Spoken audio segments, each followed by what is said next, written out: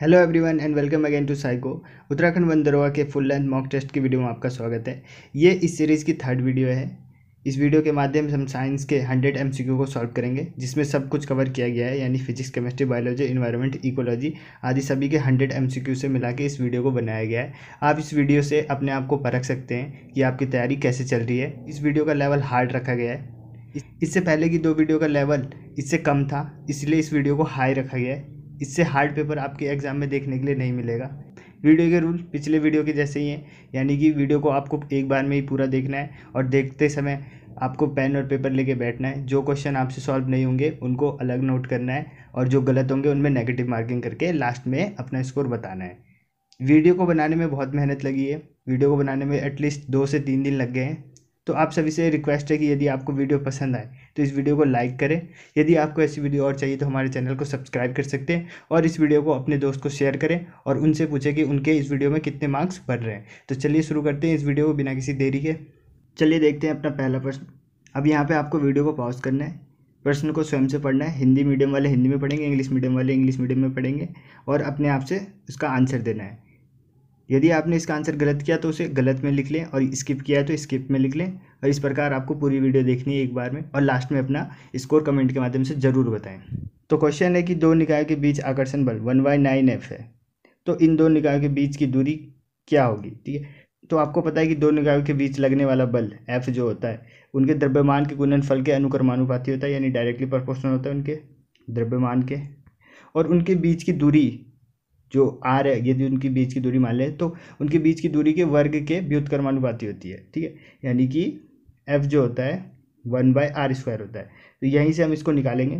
ठीक है, F की जो वैल्यू इधर की उधर की 1/9F। ठीक है, तो यहाँ पर रख देते हैं F की वैल्यू 1/9F रख देते हैं 1/9।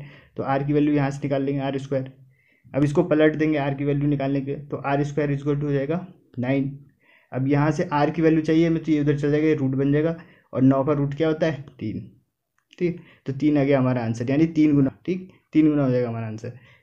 नेक्स्ट क्वेश्चन देखते हैं। नेक्स्ट क्वेश्चन है, किसे फादर ऑफ टैक्सोनॉमी के रूप में जाना जाता है, यानी फादर ऑफ टैक्सोनॉमी किसे कहते हैं।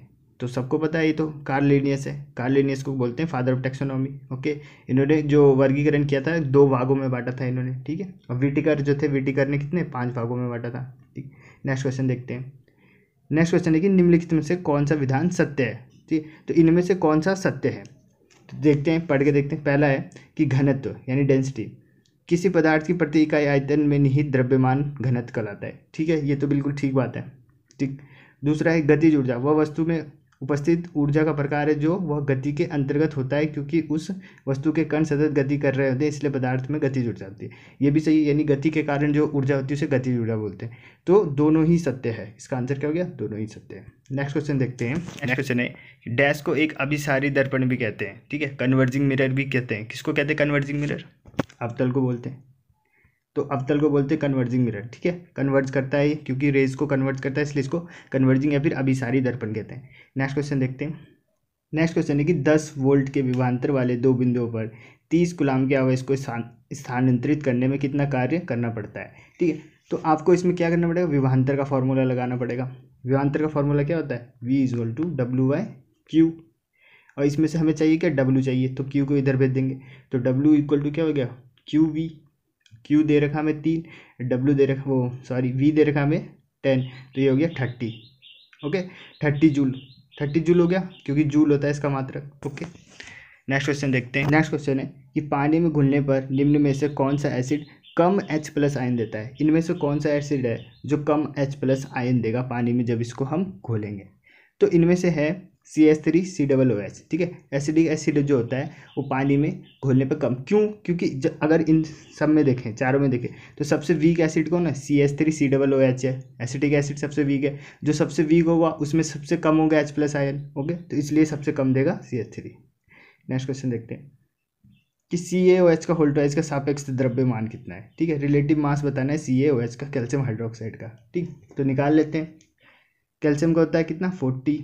ओके, प्लस ऑक्सीजन का होता है 16, 2 से इंटू जाएगी 16 दूनी 32, और हाइड्रोजन का एक होता है 1 दूनी 2। ठीक है, तो इसको जब करेंगे 4 और 7, 74 आ गया, 74 U या फिर AMU। ओके, नेक्स्ट क्वेश्चन देखते हैं। नेक्स्ट क्वेश्चन कि लीवर का अध्ययन क्या कहलाता है। ठीक है, तो लीवर का अध्ययन क्या कहलाता है, लीवर के अध्ययन को बोलते हैं हेपेटोलॉजी। ठीक है, क्या बोलते हैं, हेपेटोलॉजी, लीवर का अध्ययन। मूव ऑन करते हैं नेक्स्ट क्वेश्चन पे। नेक्स्ट क्वेश्चन है कि आधुनिक पीरियोडिक टेबल में सिलिकॉन को डैश और डैश के बीच में रखा गया है। ओके, तो अब यदि आपको पीरियोडिक टेबल याद होगा तभी आप ये क्वेश्चन कर सकते हैं। ठीक है, सिलिकॉन को किसके और किसके बीच में रखा गया है, पीरियोडिक टेबल देख लेते हैं। सिलिकॉन का है यहाँ पे, सिलिकॉन को किसके बीच में, एल्युमिनियम और फास्फोरस के बीच में रखा गया है। ठीक है, एल्युमिनियम और फास्फोरस के बीच में रखा गया, तो हमारा आंसर क्या हो गया, एल्युमिनियम और फास्फोरस। नेक्स्ट क्वेश्चन देखते हैं। नेक्स्ट क्वेश्चन है कि what is the chemical name of chalk, जो चॉक होता है उसका केमिकल नेम क्या होता है। ओके, तो किसका केमिकल नेम होता है, कैल्शियम कार्बोनेट। ठीक है, CaCO3, चॉक हो गया, इसका होता है calcium carbonate. Okay, calcium carbonate को और क्या क्या बोलते हैं, कमेंट के माध्यम से बताइए। नेक्स्ट क्वेश्चन देखते हैं। 11वां क्वेश्चन है कि 1000 मीटर प्रति सेकंड की चाल से यात्रा करने वाली एक तरंग का तरंग दैर्ध्य 40 मीटर है। ठीक है, समय अंतराल, टाइम पीरियड बताना है, टाइम पीरियड क्या होगा। ओके, तो इजी क्वेश्चन उनके लिए जिनको फॉर्मूला याद होगा, और कौन सा फॉर्मूला, V=न्यू लैम्डा, कितनी बार बता दिया होगा मैंने, ये अब तक तो याद होना चाहिए। ठीक है, V=न्यू लैम्डा, न्यू क्या है इसमें, फ्रीक्वेंसी है। ओके, V दे रखा है हमें, लैम्डा दे रखा है, यहाँ से हम न्यू निकाल लेते हैं पहले। ओके, तो लैम्डा यहाँ चल जाएगा नीचे 1000/40। ओके, इसे काटेंगे तो आगे 25। ओके, ये आगे 25, तो जो न्यू की वैल्यू आ गई वो आ गई 25। ओके, न्यू की वैल्यू आ गई 25। अब आपको पता है समय अंतराल क्या होता है, समय अंतराल होता है फ्रीक्वेंसी का उल्टा, यानी T क्या होता है, 1/f होता है, फ्रीक्वेंसी का उल्टा होता है।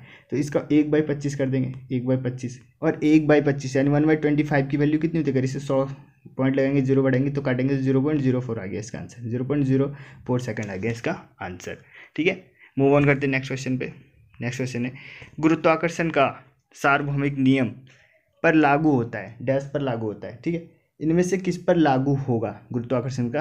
ठीक है, सूर्य और ग्रह पर, सूर्य और पृथ्वी पर, पृथ्वी और चंद्रमा पर, वस्तुओं के किसी भी युग्म पे। आपको बताओगे जो गुरुत्वाकर्षण का नियम है वो एनी पेयर ऑफ ऑब्जेक्ट, कोई भी युग्म है यानी जोड़ी है उनके ऊपर लगता है गुरुत्वाकर्षण का सार्वत्रिक नियतांक। ठीक है, नेक्स्ट क्वेश्चन देखते हैं। नेक्स्ट क्वेश्चन है न्यूलैंड के अष्टक नियम के अनुसार लौह जो गुण में डैश और डैश जैसा दिखता है इन तत्वों से बहुत दूर रखा गया था। तो किन तत्वों को जो लोहे से दूर रखा गया था, ठीक है बताइए। ये इसकी कमी थी, न्यूलैंड्स के अष्टक नियम की कमी भी थी ये। तो आपको पता होगा किसको रखा गया था, कोबाल्ट और निकिल को। कोबाल्ट और निकिल को आयरन से दूर रखा गया था। ओके, नेक्स्ट क्वेश्चन देखते हैं। 180 ग्राम पानी में मौजूद मोल की संख्या, ठीक है, मोल की संख्या। एक क्वेश्चन आपके एग्जाम में भी आएगा मोल से, और यदि आपको मोल कॉन्सेप्ट में प्रॉब्लम है तो मैंने उस पर एक वीडियो बना रखी है, आप उसे देख सकते हैं, डिस्क्रिप्शन में उसका लिंक है। ठीक, तो इसको करते हैं। 80 ग्राम पानी में मौजूद मोल की संख्या। मोल की संख्या का फॉर्मूला क्या होता है कि गिवन मास, जितना मास दे रखा, मास कितना दे रखा है 180 अपॉन मोलर मास। ठीक है, मोलर मास यानी पानी का मास। पानी क्या होता है H2O। H2O का मास कितना होता है 18 होता है, ये तो याद ही होगा आपको। इसको काटेंगे कितना आ गया 10, तो इसका आंसर क्या हो गया 10। ओके, नेक्स्ट क्वेश्चन देखते हैं। नेक्स्ट क्वेश्चन है कि अधिक सांद्रित H2SO4 के साथ 443 केल्विन पर एथेनॉल गर्म करने पर एथेनॉल के निर्जलीकरण से प्राप्त होगा। ठीक है, एथेनॉल को गर्म करेंगे 440 पे। ठीक है, एथेनॉल क्या होता है C2H5OH, C2H5OH। इसको H2SO4 कंसनट्रेटेड H2SO4 के साथ 443 केल्विन पर गर्म करेंगे तो क्या बनता है आपको पता है, इसका निर्जलीकरण हो जाता है। और क्या बनता है CH2 double bond CH2, CH2 double bond CH2। इसी को क्या बोलते हैं, एथीन बोलते हैं। ठीक है, तो एथीन बनेगा, एथीन।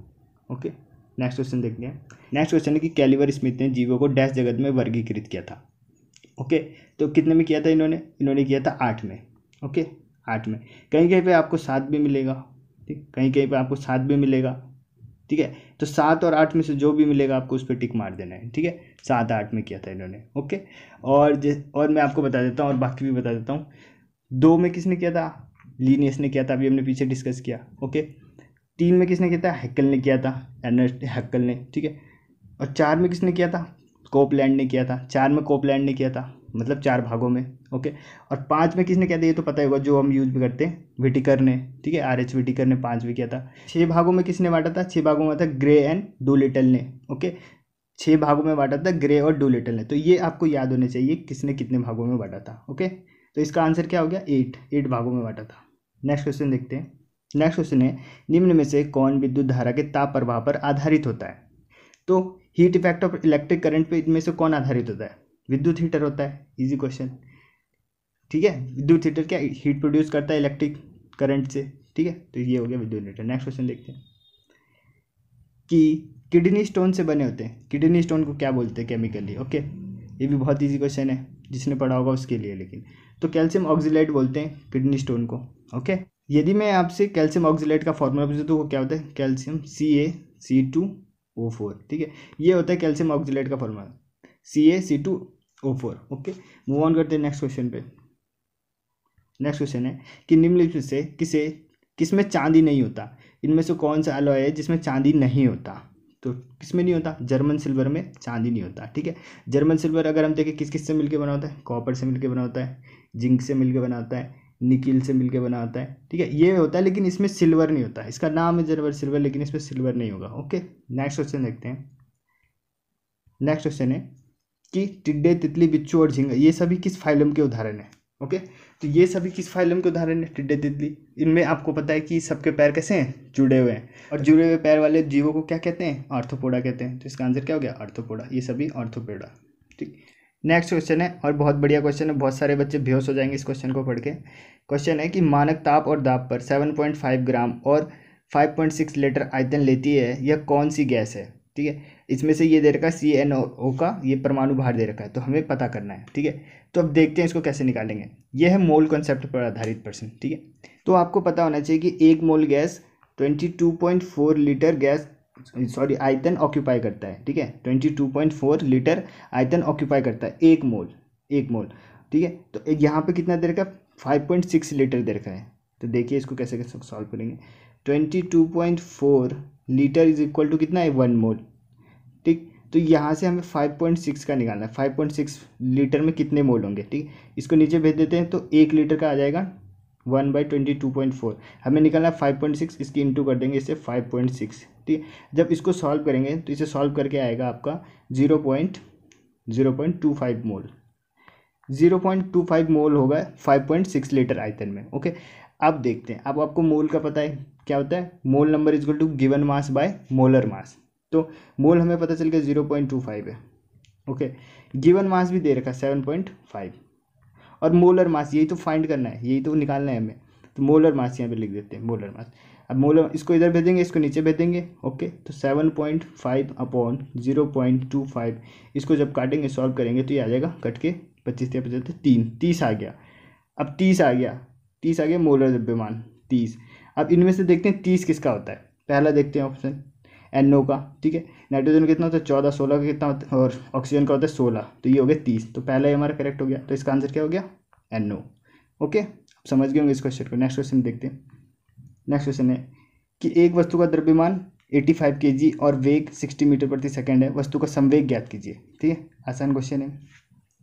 संवेग का फॉर्मूला क्या होता है? P = mv। ओके, m दे रखा है, v भी दे रखा है। m कितना है? 85 और v कितना है? 60।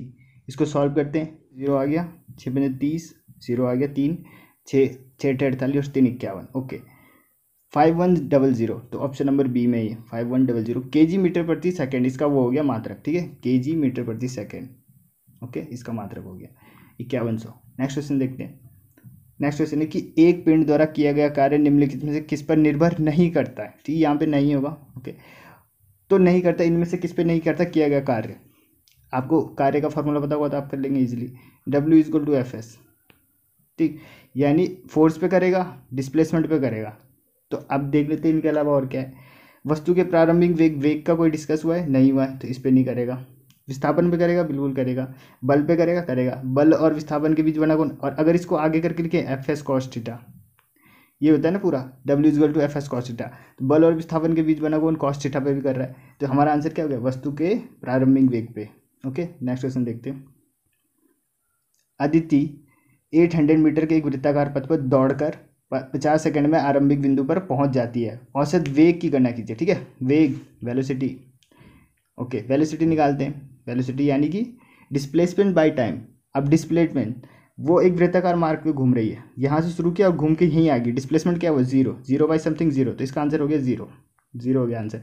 पर अगर यहाँ पे स्पीड पूछता कि स्पीड कितना होगा, तो स्पीड के लिए क्या होता है? डिस्टेंस बाय टाइम, डिस्टेंस वो कितना ट्रैवल करेगी उसका सर्कमफेरेंस निकालते हैं, फिर उसे 50 से डिवाइड कर देते हैं। ओके, पर यहाँ पे उसने वेलोसिटी पूछा था। वेलोसिटी क्या होता है? डिस्प्लेसमेंट। डिस्प्लेसमेंट उसने कितना किया? 0। जहाँ से गई थी वो वहीं पे आ गई, तो डिस्प्लेसमेंट 0 हुआ उसका, 0 बाई समथिंग 0। ओके, समझ गए होंगे। नेक्स्ट क्वेश्चन, ऑप्टिकल फाइबर इसके सिद्धांत पर काम करती है। निम्न में से कौन सा सिद्धांत जिस पर ऑप्टिकल फाइबर वर्क करती है? ओके, तो इसका आंसर हो गया पूर्ण आंतरिक परावर्तन, टोटल इंटरनल रिफ्रैक्शन, इस पर काम करती है optical fibre. Okay, next question देखते हैं। नेक्स्ट क्वेश्चन है, इलेक्ट्रॉन के समतुल्य प्रतिद्रव्य कणों को क्या कहा जाता है? ठीक है, एंटी पार्टिकल ऑफ इलेक्ट्रॉन। तो आपको सभी के एंटी पार्टिकल्स पता होने चाहिए। ठीक है, वो बता देता हूँ। इलेक्ट्रॉन का क्या होता है? पॉजिट्रॉन। ओके, प्रोटॉन का क्या होता है? Anti proton. न्यूट्रॉन क्या कहते हैं? Anti neutron. और न्यूट्रिनो का क्या होता है? Anti neutrino. ओके, तो इलेक्ट्रॉन का पूछा था, इलेक्ट्रॉन का क्या होता है? पॉजिट्रॉन। नेक्स्ट क्वेश्चन देखते हैं, नरम वस्तुएं अधिक मात्रा में डैश को सोखती है। ओके, तो नरम वस्तु किसको सोखती है? थर्मल एनर्जी को। हमारा राइट आंसर हो गया थर्मल एनर्जी। नेक्स्ट क्वेश्चन देखते हैं, न्यूटन का गति का तृतीय नियम।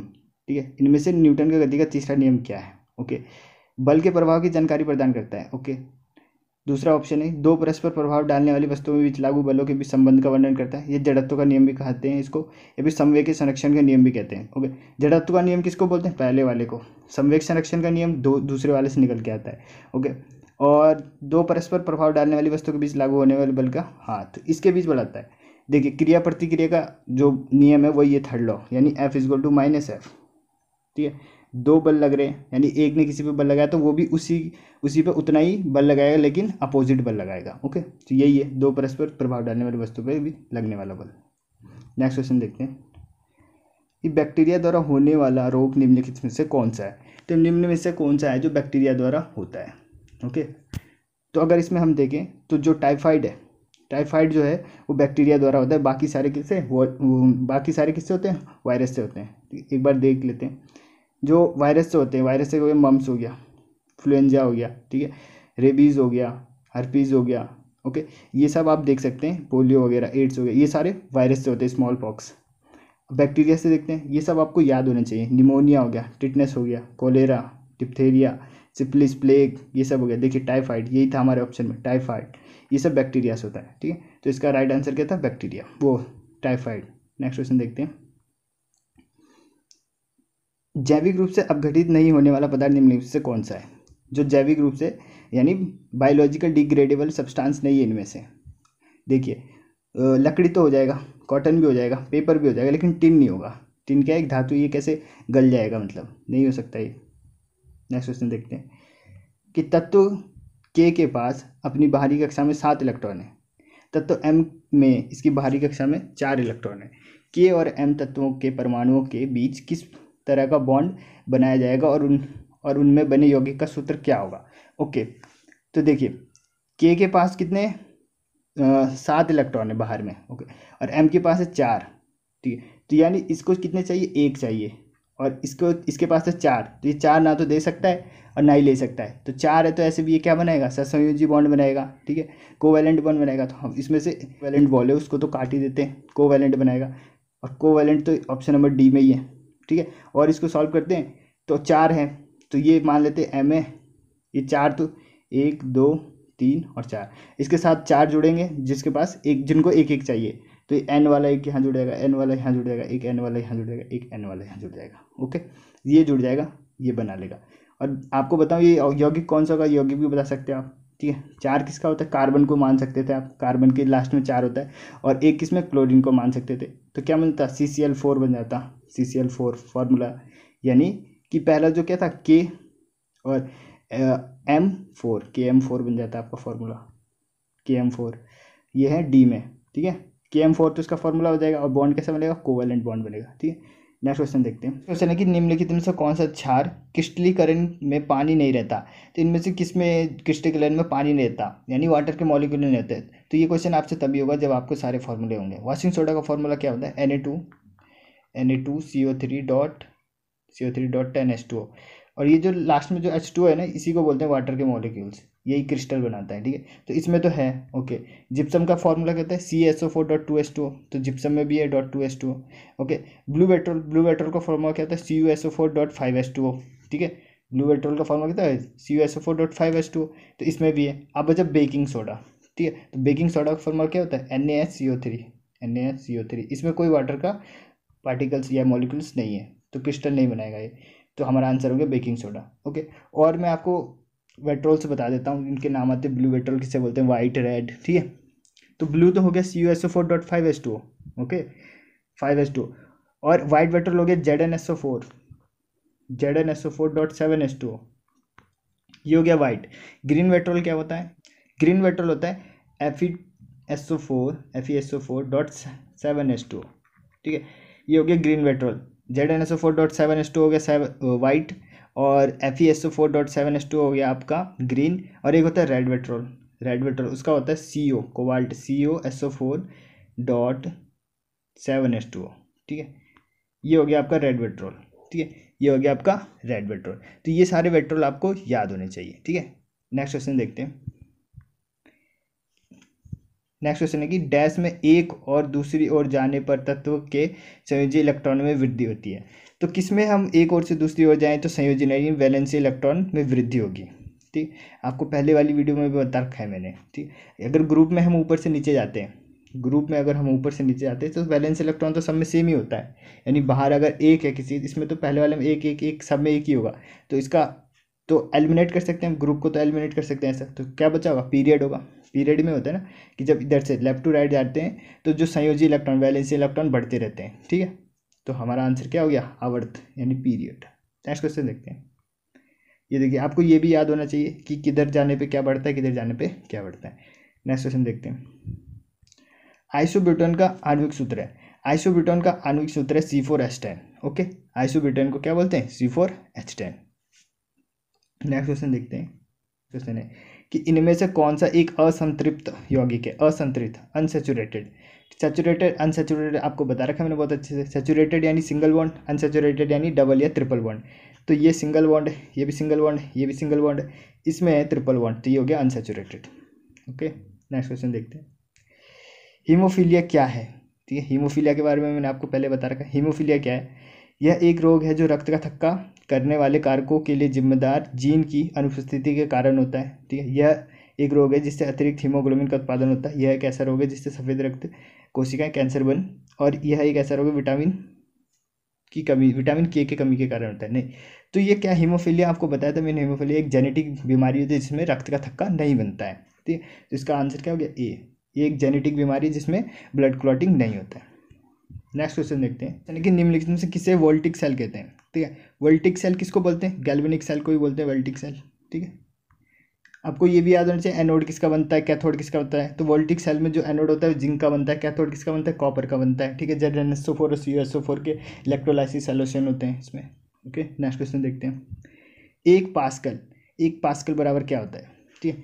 तो आपको पता है पास्कल किसकी यूनिट होती है, प्रेशर की होती है। और P क्या होता है, P/F/A होता है। तो यहाँ से निकालेंगे अगर एक मात्रक तो क्या मिल जाएगा, न्यूटन, और एरिया होता है मीटर स्क्वायर, तो मीटर स्क्वायर, न्यूटन पर मीटर स्क्वायर। तो एक पास्कल बराबर क्या होता है, 1 न्यूटन मीटर स्क्वायर, ठीक। नेक्स्ट क्वेश्चन देखते हैं। नेक्स्ट क्वेश्चन है किसी भी भौतिक संकेतों को विद्युत संकेतों में बदलने के लिए किस उपकरण का उपयोग किया जाता है। तो फिजिकल सिग्नल को हमने इलेक्ट्रिकल सिग्नल में कन्वर्ट करना है, तो इसके लिए एक डिवाइस होता है ट्रांसड्यूसर, ठीक है। ट्रांसड्यूसर नामक डिवाइस का उपयोग किया करते हैं, ठीक है। नेक्स्ट क्वेश्चन है। नेक्स्ट क्वेश्चन है कि घास के वैज्ञानिक अध्ययन को क्या कहते हैं, ठीक है। Scientific study of grass. तो ग्रास के जो वैज्ञानिक अध्ययन को क्या बोलते हैं, एग्रोस्ट्रोलॉजी बोलते हैं, एग्रोस्ट्रोलॉजी, ओके, एग्रोस्ट्रोलॉजी, घास के अध्ययन को। नेक्स्ट क्वेश्चन देखते हैं। नेक्स्ट क्वेश्चन है कि विकिरण को मापने के लिए किस उपकरण का उपयोग किया जाता है। तो हमें रेडिएशन को मापना है, रेडिएशन को मापने के लिए किस उपकरण का उपयोग करते हैं, तो करते हैं गीजर मूलर काउंटर का उपयोग करते हैं, ओके। सी हो गया हमारा राइट आंसर। नेक्स्ट क्वेश्चन देखते हैं कि SI प्रणाली के अनुसार आयाम, ठीक है, यानी कि एम्पलीट्यूड की इकाई क्या है, एम्पलीट्यूड, ठीक है। एम्पलीट्यूड यानी कि जो मीन टाइम से मैक्सिमम जो विचलन होता है उसी को बोलते हैं आयाम, या तो इधर या फिर इधर। तो ये क्या हुई, एक प्रकार की लेंथ हुई, लेंथ का क्या होता है, मीटर, ठीक है। तो मीटर हो गया इसका आंसर। नेक्स्ट क्वेश्चन देखते हैं। यदि अवतल दर्पण और F के बीच कोई वस्तु रखी गई है तो निर्मित प्रतिबिंब किस प्रकार का होगा, ठीक है। अवतल दर्पण और F के बीच में रखा गया है, ठीक है। इस क्वेश्चन को ऐसे ही बोल सकता था कि पोल और एफ के बीच में रखा गया है। जो 6th कंडीशन है ना, आपको 6 की 6 कंडीशन बताया था मैंने, ये 6 ये वाली कंडीशन, ये दर्पण हो गया और एफ हो गया, इसके बीच में जब रखते हैं तो वस्तु किधर पीछे बनता है, और मिरर के पीछे बन रहा है तो कैसा बनेगा, वर्चुअल बनेगा। ठीक है, तो वर्चुअल बनेगा, सीधा बनता है इसमें। ठीक, तो कैसा बन रहा है, आभासी बन रहा है, यानी वर्चुअल बन रहा है। नेक्स्ट क्वेश्चन देखते हैं। नेक्स्ट क्वेश्चन है कि which of the following is a unit of radio activity. Radio activity की इकाई क्या होती है, रेडियो एक्टिविटी की एसआई इकाई क्या होती है, एसआई तो होती है बैकुरल। ठीक है, एसआई तो होती है बैकुरल, पर अगर जो एसआई तो होती है बैकुरल, पर क्यूरी का भी यूज़ करते हैं हम, सामान्य में क्यूरी का भी यूज़ करते हैं। तो क्यूरी और बैकुरल होता है इसकी यूनिट, लेकिन जो बैकुरल होता है वो होता है एसआई यूनिट, और जो क्यूरी होता है ज़्यादातर यूएस वगैरह में यूज़ किया जाता है इसको, क्यूरी को। ठीक है, कॉमन बोल सकते हैं इसको, कॉमन यूनिट हो गया क्यूरी और एसआई यूनिट हो गया आपका बैकुरल। नेक्स्ट क्वेश्चन देखते हैं। Artificial silk is also called, देखिए आईएएस में पूछा गया क्वेश्चन है ये, तो कृत्रिम रेशे भी कहा जाता है। इनमें से किसको कृत्रिम रेशा कहा जाता है, आर्टिफिशियल सिल्क, रेयॉन को कहते हैं। ठीक है, रेयॉन हो गया इसका आंसर। नेक्स्ट क्वेश्चन देखते हैं कि पदार्थ की नवीनतम खोजी गई अवस्था है। पदार्थ की 3 अवस्था थी, फिर चौथी खोजी गई थी, ठीक है, प्लाज्मा वाली, और 5वीं कौन सी थी, बीईसी। ठीक है, बोस आइंस्टीन कंडेंसेट। ठीक है, बीईसी ये होगी सबसे नवीन वाली, 5वीं वाली। किस किसने खोजी थी, बोस यानी कि आइंस्टीन ने खोजी थी, और बोस मतलब कि कौन से बोस हैं ये, सत्येंद्रनाथ बोस। बोस बहुत सारे हैं, जेसी बोस हैं और पता नहीं कौन कौन से हैं। तो जो ये है बोस आइंस्टीन कंडेंसेट, ये खोजा था आइंस्टीन ने और सत्येंद्रनाथ बोस ने मिलकर। ठीक है, नेक्स्ट क्वेश्चन देखते हैं। The unit of work done is, तो किए गए कार्य की इकाई क्या होती है, कार्य की इकाई अभी बताया आपको, जूल होती है। ठीक है, कार्य की इकाई जूल। न्यूटन किसकी फोर्स की होती है, वाट किसकी होती है, पावर की होती है। ओके, नेक्स्ट क्वेश्चन देखते हैं। नेक्स्ट क्वेश्चन है कि एक आदमी स्थिर पानी में खड़ी नाव में खड़ा है, अगर वह नाव के किनारे की ओर जाएगा तो नाव किधर जाएगी। ओके, पानी में नाव में खड़ा है, किनारे की तरफ जाएगा यानी कूदेगा नाव से। नाव से जब वो कूदेगा, ये नाव में खड़ा था, किनारा आ गया, यहाँ से जब इधर छलांग मारेगा तो ये पीछे की साइड क्या लगाएगा, एक फोर्स लगाएगा। तो इस फोर्स की वजह से क्या होगा, ये जो नाव है पीछे की ओर चल जाएगी, यानी कि किनारे से दूर चल जाएगी। ठीक है, पानी की तरफ चल जाएगी। तो कहाँ चल जाएगी, किनारे से दूर हटेगी। ओके, नेक्स्ट क्वेश्चन देखते हैं। नेक्स्ट क्वेश्चन है कि वह अवस्था जिसमें आणविक आकर्षण बहुत मजबूत होता है। ठीक है, मॉलिक्यूलर अट्रैक्शन बहुत ज़्यादा होता है। मॉलिक्यूलर अट्रैक्शन किन में होता है, ठोस, लिक्विड, गैस, इनमें से किन में होता है, ठोस में होता है, सॉलिड में होता है। सॉलिड में क्यों, क्योंकि जो उनके पार्टिकल्स होते हैं बहुत पास होते हैं, और जितने पास होंगे उतना ज़्यादा उनमें क्या होगा, अट्रैक्शन होगा। ओके, तो इसका आंसर क्या होगा, सॉलिड। नेक्स्ट क्वेश्चन देखते हैं। नेक्स्ट क्वेश्चन है कि ये एक ग्राफ दे रखा है। ओके, एक इलेक्ट्रॉनिक उपकरण का विद्युत धारा वी ग्राफ दिया हुआ है, और ये बताना है कि ये उपकरण कैसा है। तो ये उपकरण कैसा है, ये आपको पता होना चाहिए। ये जो ग्राफ होता है ये उनका ग्राफ होता है जो ओम के नियम का पालन करते हैं और कंडक्टर होते हैं, यानी ऐसे कंडक्टर जो ओम के नियम का पालन करते हैं। तो ऑप्शन बी हमारा राइट हो गया, एक कंडक्टर जो ओम के नियम का पालन करते हैं। और देखिए ये वाला ग्राफ यानी स्ट्रेट लाइन वाला, तो वो बनेगा ओमिक ग्राफ। ओमिक ग्राफ, ठीक है, ओमिक ग्राफ बोलेंगे ऐसे डिवाइस जो ओम के नियम का पालन करते हैं, उनका ग्राफ ऐसे बनेगा। और नॉन ओमिक ग्राफ ऐसे डिवाइस जो ओम के नियम का पालन नहीं करते, या तो ये ऐसे होगा, कर्व होगा, या तो ये यहाँ से शुरू होगा कुछ दूर आगे से। ओके, नेक्स्ट क्वेश्चन देखते हैं। नेक्स्ट क्वेश्चन है, पृथ्वी के चारों ओर परिक्रमा करने वाला एक कृत्रिम उपग्रह नीचे नहीं गिरता, ऐसा इसलिए होता है क्योंकि पृथ्वी का आकर्षण, देखिए पृथ्वी है, पृथ्वी के चारों तरफ आर्टिफिशियल सैटेलाइट्स होती है, वो चक्कर लगाती रहती है। तो क्वेश्चन में पूछ रहा है कि वो गिरती क्यों नहीं है, पृथ्वी का आके गिर क्यों नहीं जाती है। तो क्यों नहीं गिरती, देखिए क्योंकि जो पृथ्वी का जो आकर्षण होता है ना, उसको एक एक्सेलरेशन प्रोवाइड करवाता है, इसको एक एक्सेलरेशन प्रोवाइड कराता है। जो एक्सेलरेशन इसको एक नियत गति प्रोवाइड कराता रहता है, जिसके कारण वो घूमता रहता है। और इतना ज़्यादा भी गति प्रोवाइड नहीं कराता है ताकि वो बाहर मतलब उड़ ही ना जाए, यहाँ से अपने कक्षा से बाहर ही ना चल जाए। इतना ज़्यादा भी नहीं होता और इतना कम भी नहीं होता कि वो पृथ्वी पर गिर जाए। ठीक है, तो किसके कारण होता है, जो पृथ्वी के आकर्षण के कारण जो एक्सेलरेशन लग रहा है उस पर, उसके कारण। तो इसका आंसर क्या हो गया, आंसर नंबर डी करेक्ट हो गया, कि अपनी गति के लिए आवश्यक त्वरण प्रदान करता है कौन, पृथ्वी का आकर्षण। ओके, नेक्स्ट क्वेश्चन देखते हैं। ये देखिए ऑप्शन नंबर डी इसका करेक्ट है। कि an artificial satellite orbiting around the earth does not fall down, this is the because of the attraction of the earth provide the necessary acceleration for its movement. Okay, next question देखते हैं। Next question है, the electric current density is, electric current density क्या है, scalar है, vector है, क्या है। तो इलेक्ट्रिक करंट डेंसिटी क्या होता है, वेक्टर है। ठीक है, इस पर बहुत कन्फ्यूजन होगा आपको, ये होता है वेक्टर। क्यों, क्योंकि जो इलेक्ट्रिक करंट डेंसिटी यानी जे होता है, जे होता है आई अपॉन ए। यहाँ पे ये जो आई है विद्युत धारा, ये भी क्या है, स्केलर यानी अदिश है, और ए यानी कि जो एरिया है ये भी स्केलर है। ये दोनों स्केलर है, फिर भी क्या है, जे है क्या है, वेक्टर क्वांटिटी है, फिर भी जे क्या है, एक सदिश राशि है। आपको याद रखना है जे क्या है, एक सदिश राशि है। ठीक है, नेक्स्ट क्वेश्चन देखते हैं। नेक्स्ट क्वेश्चन है, सामान्य प्रकार के द्विफोकल लेंस में ऊपर और निचले भाग क्रमशः होते हैं, यानी बाइक फोकल लेंथ बनाते हैं जो, ठीक है। बाइक फोकल लेंथ आपको पता है ना किसके उपचार के लिए लगाते हैं, ठीक है, प्रेस बायोपिया के लिए, जरा दूर दृष्टि दोष के लिए। तो उसमें निचले और जो ऊपर के भाग में उनमें कौन कौन से लेंस लगाते हैं, तो दोनों लेंस लगाते हैं उसमें, अवतल और उत्तल, ठीक है। नीचे लगाते हैं जो, देखिए ऊपर लगाते हैं कॉनकेव और नीचे क्या लगाते हैं, कॉन्वेक्स, ठीक है। तो ऑप्शन नंबर ए हमारा करेक्ट हो गया। नेक्स्ट क्वेश्चन देखते हैं, टंगस्टन का उपयोग डैश के कारण विद्युत बल्ब में फिलामेंट के निर्माण के लिए किया जाता है। विद्युत का जो बल्ब होता है उसमें फिलामेंट होता है, उसमें टंगस्टन ही क्यों डालते हैं, टंगस्टन की जगह और क्यों नहीं कोई और क्यों नहीं मेटल ले लेते हैं, क्यों, क्योंकि जो टंगस्टन का जो मेल्टिंग पॉइंट होता है वो बहुत हाई होता है, ठीक है। क्योंकि आपको पता है फिलामेंट बहुत ज़्यादा गर्म होता है, अगर वो गल जाएगा फिलामेंट तो किसी काम का ही नहीं रहेगा, इसलिए ऐसी धातु का उपयोग किया जाता है जो जिसका जो गलनांक है वो बहुत ज़्यादा हो, ठीक है। तो इसका आंसर हो गया ये। नेक्स्ट क्वेश्चन है कि अ वाइब्रेटिंग बॉडी, ठीक है, अ वाइब्रेटिंग बॉडी इनमें से क्या होगा, ठीक है। तो इसका आंसर क्या हो गया, ऑप्शन नंबर 3 हो गया। ध्वनि उत्पन्न करेगा जो आवृत्ति पर डिपेंड करता है, will produce sound which depend on the frequency. Vibrating body तो ध्वनि उत्पन्न करता है, और ये किस पर डिपेंड करता है, ध्वनि फ्रीक्वेंसी पे, कितना ज़्यादा कितनी बार वो वाइब्रेट कर रहा है, ठीक है, फ्रीक्वेंसी उस पर डिपेंड करेगा। ओके, नेक्स्ट क्वेश्चन देखते हैं।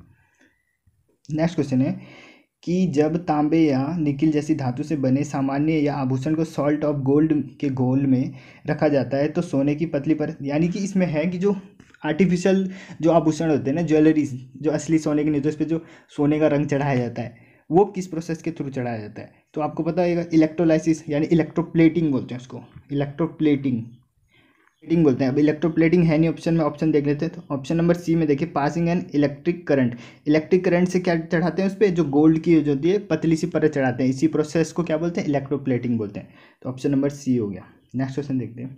अब नेक्स्ट क्वेश्चन है, एक शरीर पर नकारात्मक चार्ज है, इसका मतलब क्या हुआ, इसका मतलब क्या हुआ कि इसने अपने कुछ प्रोटॉन खो दिए या फिर इसने बाहर से कुछ इलेक्ट्रॉन ले लिए, ये इसका मतलब क्या हुआ। हम किसी बॉडी को कब बोलेंगे कि नेगेटिव है, नेगेटिव तभी होता है ना, यानी कर्ज में कौन होता है, जब कोई कर्जा लेता है तभी तो उसके ऊपर माइनस आता है, जब कोई कर्जा लेता है यानी ये इलेक्ट्रॉन लिया होगा इसने तभी तो।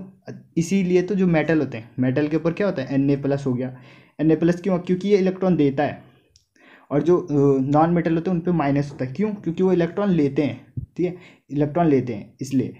तो जो लेते हैं इलेक्ट्रॉन उन पर होता है माइनस चार्ज, ठीक है, जैसे Cl- हो गया, ठीक है, ये इलेक्ट्रॉन लेगा, ठीक है, Cl- यानी एक इलेक्ट्रॉन चाहिए इसको, इसलिए इस पर नेगेटिव साइन है। ओके, तो बी हो गया इसका आंसर। नेक्स्ट क्वेश्चन है, और प्रोटॉन थोड़ी ना डोनेट करते हैं, डोनेट क्या करेंगे हम, इलेक्ट्रॉन, प्रोटॉन तो कहाँ होता है, न्यूक्लियस में, उसको कैसे डोनेट कर सकते हैं।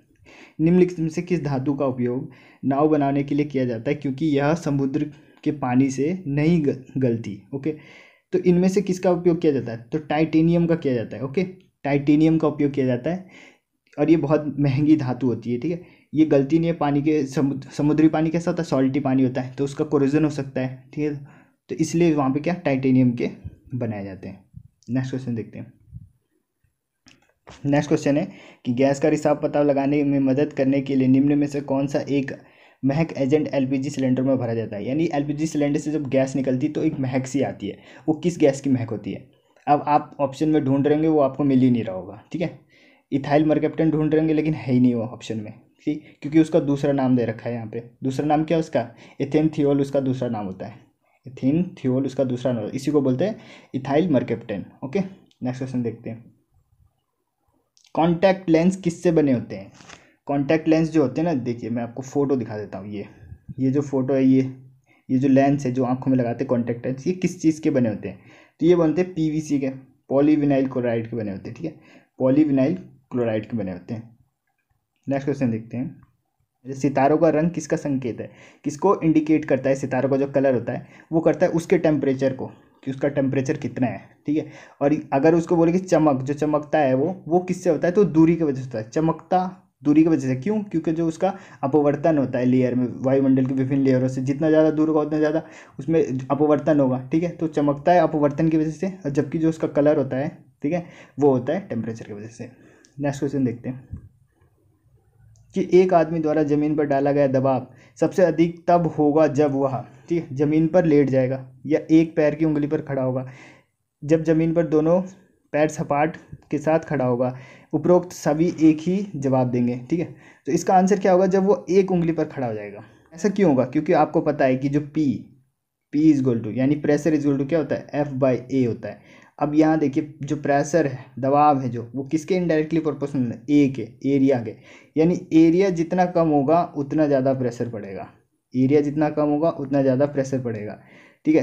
तो अब एक उंगली से आप दबाव डालोगे तो वो ज़्यादा प्रेशर पड़ेगा उसमें। आप ऐसे सोचिए कि यदि आपको कोई पेन से चुबा रहा है, पीछे पेन के पीछे से चुबा रहा है, तो आपको नहीं होगा कुछ भी, जबकि पेन की नोक से चुबा रहा है, ठीक है, वहाँ पे एरिया कम हो गया, नोक हो गया वो, तो आपको बहुत दर्द होगा, ठीक है, क्योंकि प्रेशर ज़्यादा पड़ेगा। तो क्या होगा इसका answer, option number B. Next question देखते हैं, वर्षा मापने के उपकरण को क्या कहा जाता है, जिससे वर्षा को मापते हैं उसको क्या बोलते हैं, उसको बोलते हैं हाइटोमीटर। हाइटोमीटर बोलते हैं। देखिए फोटो दिखा देता हूँ मैं आपको। ये हाइटोमीटर्स में क्या होता है, वर्षा होता है, वर्षा में बाहर छोड़ देते थे इसको, इसमें पानी जमा होता रहता है और नीचे स्केल लगा होता है, उससे मेजर हो जाता है कि इतनी सेंटीमीटर बारिश हुई है, ठीक है। देखिए वीडियो को बनाने में बहुत मेहनत लगी है, तो आप इस वीडियो को ज़रूर लाइक करें, ठीक है, सभी लाइक करें, जितने लोग देखते हैं उतने तो लाइक करते नहीं, और सब्सक्राइब तो कोई करता ही नहीं, बहुत कम लोग सब्सक्राइब करते हैं। तो सपोर्ट करें ताकि मैं भी वीडियो बनाऊँ, ठीक है। नेक्स्ट क्वेश्चन देखते हैं। नेक्स्ट क्वेश्चन है कि पक्षियों द्वारा परागण की प्रक्रिया को अन्य किस नाम से जाना जाता है। तो पक्षियों में जो पॉलिनेशन होता है, यानी सॉरी, जो पॉलिनेशन होता है बाय बर्ड, उसको और क्या बोलते हैं, पॉलिनेशन बाय बर्ड। अब आपको दिखा देता हूँ पॉलिनेशन, ठीक है। ये पॉलिनेशन है, दो प्रकार की पॉलिनेशन होती है। एक तो सेल्फ पॉलिनेशन, यानी एक पेड़ है उस पर फ्लावर है, ठीक है, उस मतलब पेड़ पे ही हो जाए, या तो उस अपने फ्लावर, एक ही फ्लावर के पॉलिन उड़ के उसी फ्लावर पे चल जाए, या एक पेड़ के दो फ्लावर है, इस फ्लावर से उड़ के इस फ्लावर पे आ जाए पॉलिन। तो ये दो प्रकार के होते हैं, ठीक है। और क्रॉस पॉलिनेशन होता है। क्रॉस पॉलिनेशन यानी एक ये पेड़ है, एक ये पेड़ है, यानी इस फ्लावर के पॉलिन उड़ के इस पेड़ पे आ जाए, तो उसको बोलेंगे क्रॉस पॉलिनेशन। और इसके ही फैक्टर्स होते हैं, दो होते हैं फैक्टर, एक तो बायोटिक फैक्टर और एक होता है एबायोटिक। एबायोटिक और बायोटिक। एबायोटिक फैक्टर देखें तो विंड पॉलिनेशन, ये हवा से उड़ के अगर पॉलिन ग्रेन चल जाते हैं तो इसको एनिमोफिली बोलते हैं, इसको एनिमोफिली। वाटर से चल गए तो हाइड्रोफिली बोलते हैं, हाइड्रोफिली। तो बायोटिक फैक्टर देखें तो बायोटिक फैक्टर जैसे अगर इंसेक्ट से गया तो इंटेमोफिली बोलते हैं, इंटेमोफिली, ठीक है।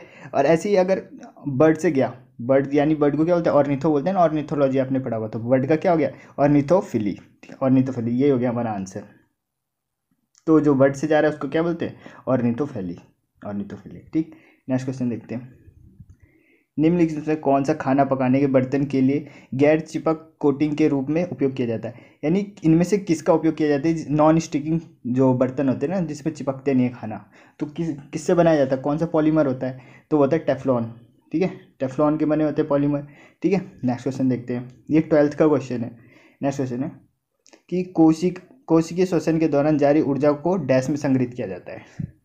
ओके, तो सेलुलर रेस्पिरेशन होता है, तो उसमें कैसी एनर्जी बनती है, किस फॉर्म में एनर्जी बनती है, तो एटीपी के फॉर्म में बनती है, ठीक है। यदि आपको एटीपी का फुल फॉर्म पता है तो नीचे कमेंट बॉक्स में कमेंट करें। नेक्स्ट क्वेश्चन देखते हैं, पास्चराइजेशन, ठीक है। पास्चराइजेशन एक प्रक्रिया है जिसमें क्या करते हैं, देखिए पास्चराइजेशन आपको पता होगा, ठीक है, लुईस पास्चर ने दिया था, बैक्टीरियोलॉजी के जो पितामह कहते हैं लुईस पास्चर, उन्होंने दिया था।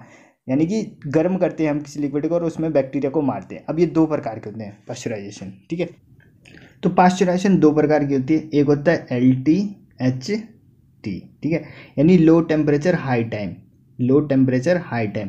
इसमें क्या करते हैं, टेम्परेचर को रखते हैं 62.5 डिग्री सेल्सियस पे, और जो टाइम होता है वो टाइम होता है हाई टाइम होता है, यानी 30 मिनट तक रखते हैं।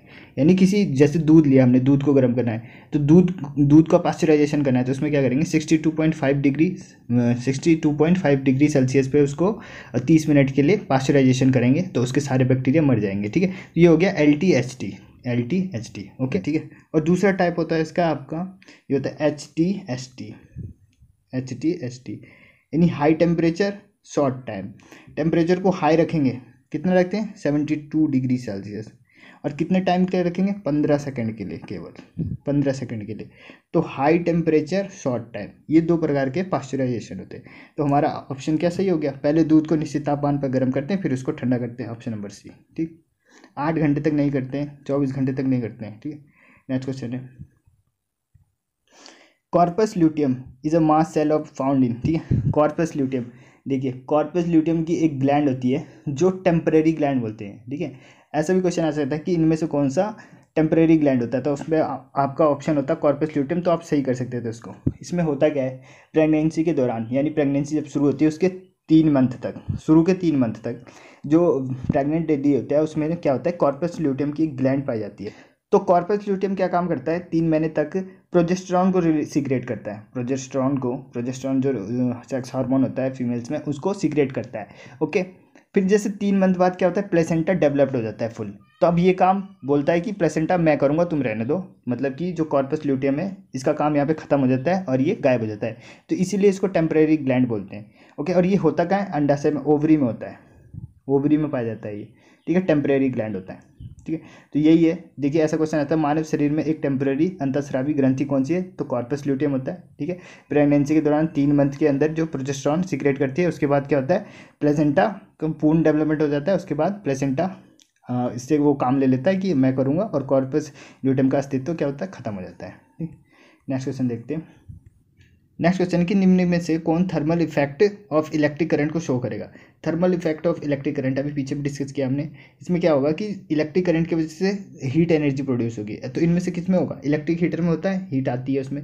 इलेक्ट्रिक प्रेस में भी ऐसे होता है, इलेक्ट्रिक बल्ब में भी होता है, फिलामेंट गर्म होता है। तो इसका आंसर क्या हो गया, ऑल, सब हो गया, ठीक है। सब thermal effect of electric current को शो करेंगे, ओके। नेक्स्ट क्वेश्चन देखते हैं। नेक्स्ट क्वेश्चन है कि C2H5OH डैश का आणविक द्रव्यमान क्या है। C2H5OH का मोलेकुलर मास निकालना है। C का कितना होता है 12, तो 2 है, ये कितने हो गए 24, H 5 हो गया, वो हो गया 16 और एक ये हो गया, ठीक है। तो ये हो गया 25 और 6 46, 46 CU आ गया इसका आंसर, ठीक है। बी हो गया इसका करेक्ट। नेक्स्ट क्वेश्चन देखते हैं। जिप्सम का रासायनिक सूत्र है, केमिकल फार्मूला ऑफ जिप्सम। तो जिप्सम का आपको पता है, पीछे बता दिया मैंने शायद, CaSO4.2H2, ठीक है। CaSO4.2H2 जिप्सम का होता है। और अगर उसका पूछे पीओपी का पूछे, पीओपी का क्या होता है, CaSO4.12H2, calcium sulphate hemihydrate, okay, plaster of Paris का। नेक्स्ट क्वेश्चन देखते हैं कि धातु अम्ल के साथ अभिक्रिया करके क्या निर्माण करती है, यानी मेटल प्लस एसिड, मेटल और एसिड ये क्या बनाएंगे, आपको याद होनी चाहिए सारे रिएक्शन। सॉल्ट बनाता है और क्या बनाता है, H2 गैस बनाता है, हाइड्रोजन गैस, ठीक है, सॉल्ट और H2 गैस। नेक्स्ट क्वेश्चन देखते हैं। नेक्स्ट क्वेश्चन है psychrometer is use to measure. Psychrometer का यूज़ किस लिए किया जाता है। देखिए यहाँ पे भी जो हाइग्रोमीटर है उसका दूसरा नाम दे रखा है। तो हाइग्रोमीटर क्या करता था, ह्यूमिडिटी को करता था, और ये साइक्रोमीटर हाइग्रोमीटर को ही बोलते हैं, ठीक है। हाइग्रोमीटर का ही दूसरा नाम क्या होता है, साइक्रोमीटर। तो ये भी क्या करेगा, आर्द्रता यानी ह्यूमिडिटी को मेजर करेगा, ठीक है। और हाइड्रोमीटर किसको करता है, पानी के घनत्व को करता है, ठीक है। नेक्स्ट क्वेश्चन देखते हैं। नेक्स्ट क्वेश्चन है कि हु डिस्कवर रेडियम। अब रेडियम को डिस्कवर किसने किया था, तो मैडम क्यूरी किया था, मैडम क्यूरी ने और उनके पति ने किया था, ठीक है। मैडम क्यूरी और उनके पति ने, ठीक है। आप इनके ऊपर मूवी भी बन रखी है, मैडम क्यूरी और प्यारी क्यूरी की शादी हो जाती है, अपने घर में ही केमिकल लैब खोल लेते हैं, ठीक है। तो इसका आंसर क्या हो गया, दोनों हो गया। नेक्स्ट क्वेश्चन देखते हैं। क्वेश्चन है कि एक तत्व के समस्थानिक यानी कि आइसोटोप के अणु के द्रव्यमान में अंतर का कारण क्या है। यानी आइसोटोप आपको पता है ना क्या होता है, आइसोटोप वो होते हैं जिनके परमाणु क्रमांक तो सेम होते हैं लेकिन द्रव्यमान अलग होते हैं, ठीक है। तो उनके द्रव्यमान अलग अलग क्यों होते हैं, ठीक है। जैसे हाइड्रोजन का लेते हैं 1H1 1H2 और 1H3, ये इनके द्रव्यमान अलग अलग क्यों होते हैं ये पूछ रहा है। तो ऑप्शन दे रखा उनके नाभिक में प्रोटोनों की अलग अलग संख्या होती है, ठीक है। ये तो गलत है, क्योंकि प्रोटॉन की संख्या इक्वल टू इलेक्ट्रॉन की संख्या, और प्रोटॉन की संख्या ये है एक एक एक, सब में एक एक ही है, ठीक। उनके नाभिक में न्यूट्रॉनों की संख्या अलग अलग होती है, ठीक है। तो न्यूट्रॉन की संख्या उनके नाभिक में अलग होती है, और यही हमारा राइट आंसर है। ये इलेक्ट्रॉन की संख्या अलग नहीं होती है, ठीक है। संयोजक इलेक्ट्रॉन ये तो कुछ नहीं है, तो option number B. Next question देखते हैं, ठीक है। दूसरे समूह के तत्वों को क्या कहा जाता है, ठीक है, ओके। दूसरे समूह के तत्वों को क्या कहा जाता है, पहले वाले को बोलते हैं क्षारीय यानी अल्कलाइन मेटल, दूसरे को बोलते हैं अल्कलाइन अर्थ मेटल, दूसरे को बोलते हैं अर्थ अल्कलाइन मेटल, पहले वाले को अल्कलाइन मेटल, ठीक। और हेलोजन किसको बोलते हैं 17वें को, और निष्क्रिय गैस किसको बोलते हैं यानी कि इनर्ट गैस किसको बोलते हैं 18वें को। नेक्स्ट क्वेश्चन देखते हैं। एथेनोइक अम्ल का सामान्य नाम क्या है, एथेनोइक अम्ल जिसको सिरका भी बोलते हैं, ठीक है, सिरके जैसी गंध होती है जिसमें, तो ये होता है एसिटिक एसिड, ठीक है। एसिटिक एसिड CH3COOH, CH3COOH, ठीक ठीक है। एथेनोइक अम्ल बोलेंगे इसको, या कार्बोक्सिल अम्ल बोलेंगे इसको, या फिर एसिटिक अम्ल बोलेंगे इसको, ठीक है। सिरके जैसी गंध होती है इसकी। नेक्स्ट है, डैश की खोज बाद में हुई थी और इसे एकासिलिकॉन में बदल दिया गया, ठीक है। तो मैं आपको बार बार बता चुका हूँ कि जब मेंडेलीव ने अपनी आवर्त सारणी बनाई थी तो 3 स्थान खाली छोड़ देते हैं, ठीक है। एका बोरॉन, एका सिलिकॉन और एका एल्युमिनियम, इस टाइप की उन्होंने जगह छोड़ दिया था। उनकी जगह पे बाद में नए तत्व आए थे, ठीक है। तो अब तक तो याद हो गए होंगे वो कौन कौन से तत्व थे। एका सिलिकॉन की जगह क्या लिया था, जर्मेनियम ने लिया था, ठीक है। आप कमेंट में बताइए कि स्कैंडियम ने किसकी जगह लिया था, ठीक है, और गैलियम ने किसकी जगह लिया था। नेक्स्ट क्वेश्चन देखते हैं। नेक्स्ट क्वेश्चन कि where are the involuntary muscles in a human body. अनैच्छिक मांसपेशियाँ कहाँ पे होती है, अनैच्छिक जिस पे हमारा कोई इच्छा नहीं है, हम कंट्रोल नहीं कर सकते, ठीक है। तो कहाँ पे होती है वो, हार्ट में होती है, ठीक है, हार्ट में। हार्ट वाली मसल कैसे होती है, इनवॉलेंट्री होती है। नेक्स्ट क्वेश्चन देखते हैं कि रीढ़ की हड्डी और मस्तिष्क पर झिल्ली की सूजन से होने वाली बीमारी कौन सी होती है, ठीक है। जो स्वेलिंग हो जाती है रीढ़ की मेम्ब्रेन जो होती है हमारी ब्रेन को कवर करके रखती है, उस मेम्ब्रेन में जब सूजन है, देखिए उस मेम्ब्रेन को पहले बात बोलते क्या है, उसको मेनिंजाइस बोलते हैं, ठीक है। उस मेम्ब्रेन का नाम है मेनिंजाइस। अब उस जो मेम्ब्रेन है मेनिंजाइस, उसमें स्वेलिंग आ जाती है तो उसी को बोलते हैं मेनिंजाइटिस रोग, ठीक है। मेनिंजाइटिस रोग उसी को बोलते हैं, मेनिंजाइस जो झिल्ली है ब्रेन में उसी को। नेक्स्ट क्वेश्चन है, निम्नलिखित में से कौन सा नियम विद्युत धारा के उसमें प्रवाह से संबंधित है, okay. Thermal effect of electric current किससे संबंधित है, जूल ने दिया था, ओके। ये 9th की एनसीईआरटी के बुक में एक पैराग्राफ बन रखा है जूल के बारे में, वहाँ पे लिख रखा है, आप उसे पढ़ सकते हैं। नेक्स्ट क्वेश्चन देखते हैं। नेक्स्ट क्वेश्चन है कि डैश समूह का सबसे कम अभिक्रियाशील मूल तत्व है, और 17वें समूह की बात हो रही है। 17वें समूह का जो है सबसे कम अभिक्रियाशील तत्व कौन सा है, तो आपको पता है सबसे कम कौन सा होता है, आयोडीन होता है सबसे कम 17वें में, यानी हेलोजन में सबसे कम कौन सा है, आयोडीन, ओके। नेक्स्ट क्वेश्चन देखते हैं। निम्न में से किसमें कार्बन होता है, कार्बन किसमें होता है, चांदी में होता है कार्बन, नहीं। लोहा में होता है, नहीं। टिन में होता है, नहीं। लिग्नाइट में होता है, ओके। नेक्स्ट क्वेश्चन देखते हैं। दूरदृष्टि दोष से पीड़ित व्यक्ति के नेत्र में किसी वस्तु का प्रतिबिंब कहाँ बनता है, तो आपको ये शायद मैंने 12th वीडियो आई थी जो, ठीक है, लेक्चर वाली 12th में, उसमें मैंने आपको ये बहुत अच्छे से समझाया था, सारी डिजीज बहुत अच्छे से बताया होगा। यदि जिसने उस वीडियो को देखा होगा उससे तो ये क्वेश्चन बहुत आसानी से हो जाएगा, ठीक है। तो दूरदृष्टि दोष में क्या बताया था मैंने, जो ये रेटिना था, रेटिना से यहाँ पे बन रहा था प्रतिबिंब दूरदृष्टि दोष में, इसलिए इसको दूर बोलते हैं क्योंकि ये दूर बन रहा था। और निकट में क्या था, निकट बन जा रहा था रेटिना से, ठीक है। तो दूर में बन रहा था यानी कि रेटिना से पीछे बन रहा था, ओके, रेटिना से पीछे। तो इसका आंसर क्या हो गया, रेटिना के पीछे। नेक्स्ट क्वेश्चन है कि RDX was invented by, RDX की खोज किसने की थी, ठीक है। तो आरडीएक्स की खोज की थी हेनिंग ने, ठीक है, हेनिंग ने की थी आरडीएक्स की खोज। अल्फ्रेड नोबेल ने किसकी की थी, डायनामाइट की थी, ठीक है। इन्हीं के नाम पे नोबेल पुरस्कार दिया जाता है, ये तो पता ही होगा सबको, ओके। नेक्स्ट क्वेश्चन देखते हैं।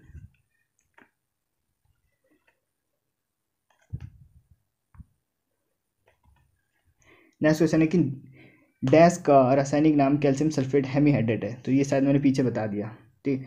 ये होता है पीओपी का, प्लास्टर ऑफ पेरिस का, ठीक है।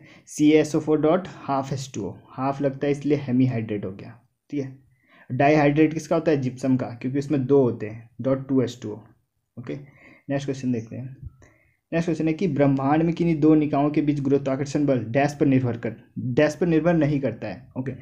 तो देखते हैं उनके बीच की दूरी। देखिए पहले मैं आपको जो गुरुत्वाकर्षण का बल है वो समझा देता हूँ। शुरू जो पहला क्वेश्चन था वो भी इसी से शुरू हुआ था, ठीक है। यानी F is directly proportional to m1 into m2, उनके द्रव्यमान के गुणनफल पर निर्भर करता है एक तो, और एक था उनके बीच की दूरी के वर्ग के व्युत्क्रमानुपाती होता है। तो ये दोनों नियम है, ठीक है।